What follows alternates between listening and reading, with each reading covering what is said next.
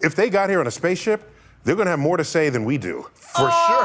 Hello. We can only go to like what, 35,000 feet without costumes. Right. I'm gonna listen. Right. That's time to listen. It's time to sit and listen, and they might be coming anyways because it's like you ain't been listening. That's Katy Perry from Sunday's upcoming episode of StarTalk on National Geographic. Well, the science-based talk show is now in its 4th season, doing so well. Renowned astrophysicist and pop culture icon Neil Degrasse Tyson hosts the show.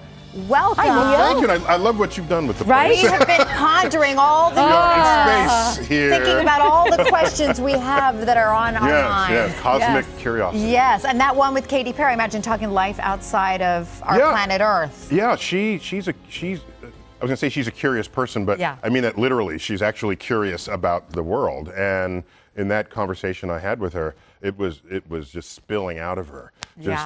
And she was the first person to give the answer. You know, what happens when the aliens come? Most people say, well, we'll show them this, we'll show them that. She said, I think I would listen to them. And I don't know. This is the first time I've ever heard that answer. So on StarTalk, what we do, my guests are celebrities, basically, hewn from pop culture. You've heard of them, or you've heard of their title, okay? And then I just have a conversation about how science might have touched their lives. So, like, what did Bill Clinton say? Well, one of my favorite things from Bill Clinton was, I want to try to imitate him, but I'm not good at that. I'll tell you this. You got the thumb up. You got to get the thumb up. He was saying that in the Oval Office, the table where he would have dignitaries and heads of state and powerful people, anytime there'd be a tense moment in the conversation, he had in the middle of the table, borrowed from NASA, a moon rock. Okay? So anytime things got a little tense, he says, pause. That rock is from the moon. Like, whoa! I didn't know that. And then, so he just slaps a cosmic perspective on everybody that makes you just reassess these minor squibbles that you're having here on this speck we call Earth. Well, I love that you've had so many guests on, from Whoopi Goldberg, Ben Stiller, we mentioned Clinton. I mean, do they, at this point, are they calling you to come on your show because they love you so much? Yes. So there's there's Kareem Jabbar. So let me tell you one of my favorite moments of that was, you know, he's had a cameo in a couple of films, famously in the movie Airplane. Right? So he said, you know, when I left the NBA, I wanted to be a movie star. And I said, what? Dude, you're like 10 feet tall. No, this is not happening. And then I said, well, what role? He said, I always wanted to be Chewbacca. And I said, Chewbacca! Oh, why didn't we think of that? He could probably do the whole thing. Chewie. Oh my gosh, yes. What about Whoopi Goldberg? Oh, so Whoopi Goldberg, that was fun. Oh my gosh. So people in the know remember her as a recurring character in Star Trek, okay? She was a bartender in Star Trek The Next Generation, recurring character. And so we briefly spoke about superheroes, and she said, you know, I want to see a superhero that kind of looks like me, kind of middle-aged, you know, boobs hanging down low, you know.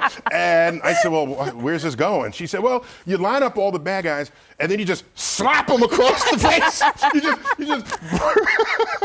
Just to describe her anatomy, doing this as a means of punishment to the bad guys. So what's fun about the show is, for me, is that you get to see who out there has a kind of a geek underbelly. Oh, yeah. That in other interviews, it wouldn't necessarily come out. Who surprised you the most? Who was the smartest? Well, no, I don't judge people by how. We're judging. You're giving them ideas.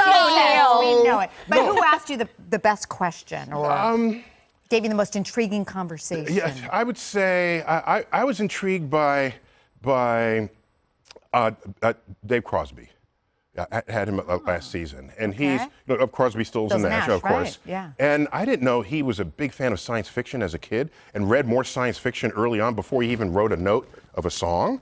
And science fiction gave him a hope for the future, because these are visions of what life could be. And when it's bad, it's the life you know to avoid going forward. And so that's one of the great values of someone being out there trying to think about what the future may hold. How cool is it to be an astrophysicist? I would work that into every conversation. But you've been doing it. By the way, since you were in 5th grade, you were telling us you had the vision. Yeah, so I was since age 9 when I first visited a local. Oh wait, yes. I think I'm 13 there or something. You're a little older than So I was totally going to the universe from that. So age 9, my first visit to the local planetarium, the Hayden Planetarium, and I said, hey, this universe is kind of cool. I thought it was a hoax, because I'd never seen that many. I grew up in the Bronx, New York. Like, this is not real. Yeah, it's not real. I'll go along with it for now, but then to turn out, to realize that it is real, and by the time I was age 11,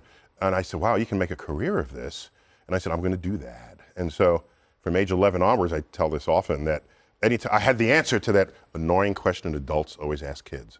What do you want to be?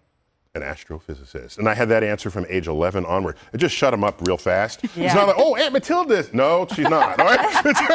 You want to see a doctor, lawyer? Uncle Jack. No. And so, but it's that allowed me to align my life's choices to sort of maximize my encounters with the cosmos. Fantastic. Wow. Greatest voice, by the way, ever going. Do you do voiceovers? Well, so when you go all to the planetarium time. director school, no, just kidding. You can't have a pipsqueak voice coming out of the universe. Well, congrats. Star Talk airs Sundays at 11 on National Geographic.